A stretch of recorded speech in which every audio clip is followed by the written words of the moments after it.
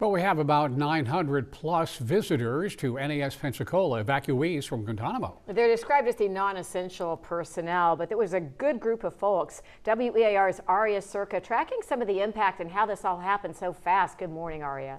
Good morning. Well, over the weekend, you had family members, civilian employees, contractors, and all their pets. They all arrived here in Pensacola as the NAS Guantanamo's non-essential personnel evacuation. Now, the base is about 200 miles northeast of Jamaica, with an estimated 5,500 personnel and family living and working on the installation. WEAR spoke with Congressman Jimmy Patronis on that movement. Right now, this is all that is expected to be airlifted out of NAS or out of Guantanamo Bay. And, there's, essential personnel that will still be on the installation, but who we've got out, we got their family members and all the loved ones, and those non-essential contractors off in a safe place. NAS Pensacola was notified about that movement on Friday, and Captain Newman there said that preparations began as soon as they took note of that. She said NAS Pensacola Fleet and Family Support Center established an emergency family assistance center, and the lodging and dining facilities prepared for the influx of people. Newman said, quote, "The safety and well-being of our Navy family is always a primary concern." Now, the Emergency Family Assistance Center provides a wide range of services to military personnel, civilians, and their families, including counseling, information referral, financial assistance, and housing assistance. Jared? As always, a lot of our stories, we like to see what people are saying, what they think about it, including this one. Yeah, in this case, a lot of messages of hope and welcome. Courtney writing, so proud of everyone at NAS Pensacola who immediately went into action to help. This was an extremely well-run operation, especially on short notice. Yeah, she went on to say it's amazing to see how the community rallied around NAS to help. As Floridians, well, we know the chaos of a hurricane. So glad we could help our military families, get them feel welcome and supported through this storm. And Peggy shared a message that many would agree with, we think. Thank you all for your unwavering service, even without pay.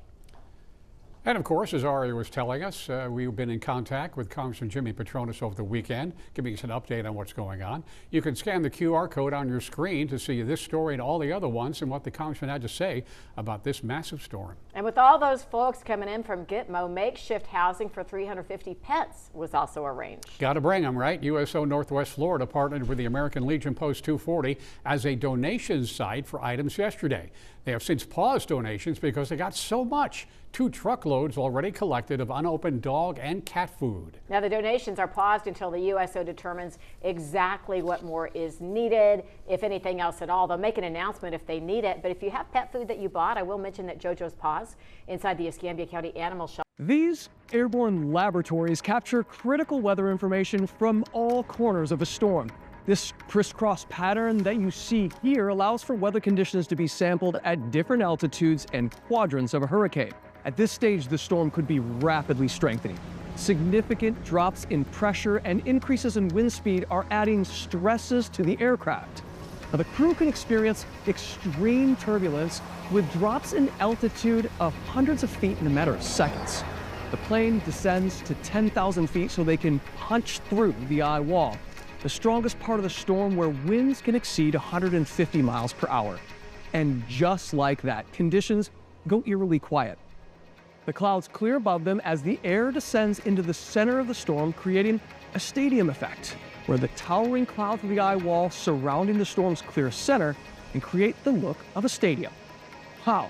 You could see all the way to the blue sky. At this point, the navigator marks the center of the storm, an important waypoint for predicting the future path of a hurricane, while a device known as a dropson is released from the belly of the plane. This little instrument transmits crucial weather data back to the plane as it falls all the way down to the ocean's surface. That data is analyzed by meteorologists and computers back at the National Hurricane Center, helping to create the updated forecast that you see at home so you can make informed decisions ahead of the storm. I want to know what kind of preparations is the country of Jamaica doing to prepare for this storm, especially of this magnitude? That's right. So led by our Prime Minister, we have fully activated all of our emergency operations. We are on high alert. The Municipal Corporation, the Ministry of Local Government, my ministry, the Ministry of Labour, and across government with our partners, all of us together are working, collaborating to inform the people firstly. Information and the passage of that information in an accurate way is critical. So where are the shelters? What do you do? What should you look out for? And most importantly, to get them to understand the intensity and the danger that comes with this particular storm. It is very slow. It is very, very, very intense. And that means the outcome may potentially be extreme devastation and danger. Another thing is that we are preparing all of our shelters. So we have 881 shelters in the country. About under 700 have been activated. In my own constituency, which is one of the most risk averse, we have more than 300 persons in only one shelter so far, and we have other shelters in the constituency. So that gives you an idea that we are moving persons out of the communities where there have been evacuation orders, such as Portland Cottage. And I want to tell everyone who's listening, who's watching, the evacuation order is not a suggestion. It is a directive, and a directive to save your life. We have, in addition to having the evacuation order, provided assistance, transportation, food, shelter management, and whatever else that is required to ensure that those persons that are being displaced are supported in doing what is necessary now to protect themselves. I'll say lastly is that we are pulling together to make sure that we do whatever infrastructure work can be done in this short time to mitigate against what is sure to come in terms of the level of flooding that we can expect with the rain that will be dumped on the surface, particularly knowing that it was already saturated surface with the October rain. I want to ask one final question. What do you need? What kind of aid do you need going forward to actually ride through this storm? Well, to get through the storm, you know, individuals, families, of course, will need food. Water is essential. Generators and whatever else in terms of equipment to allow them to be able to operate their devices, to be able to inform themselves and look and check on family members and community members. But most importantly is the post-disaster relief, which is led by the Humanitarian Assistance Committee by my ministry. So that's when we will collaborate to make sure that we provide whatever resources are necessary to help the people across the country.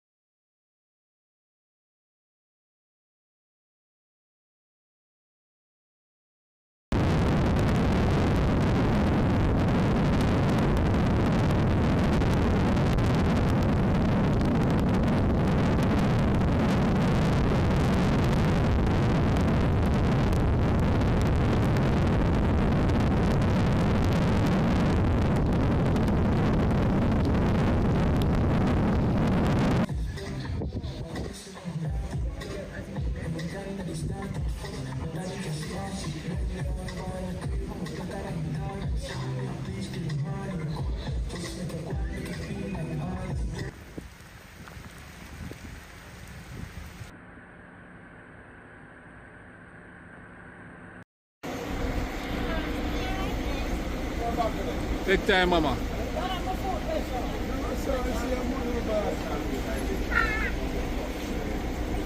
Hey, when we just going up.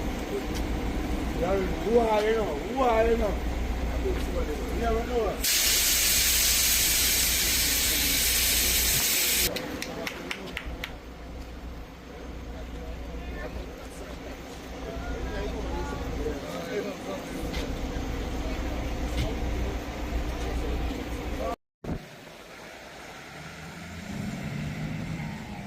wave get bigger out the boss.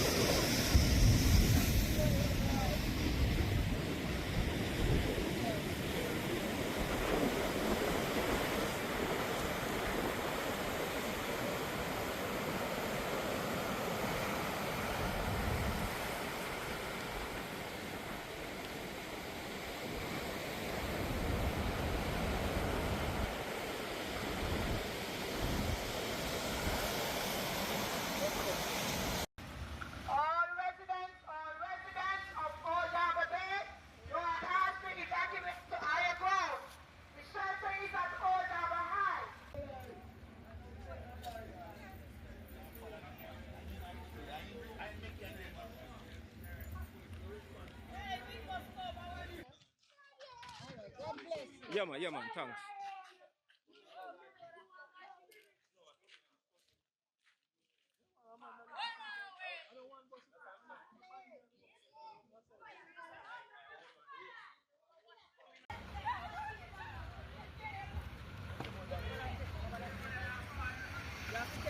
Yeah man, for sure say now go.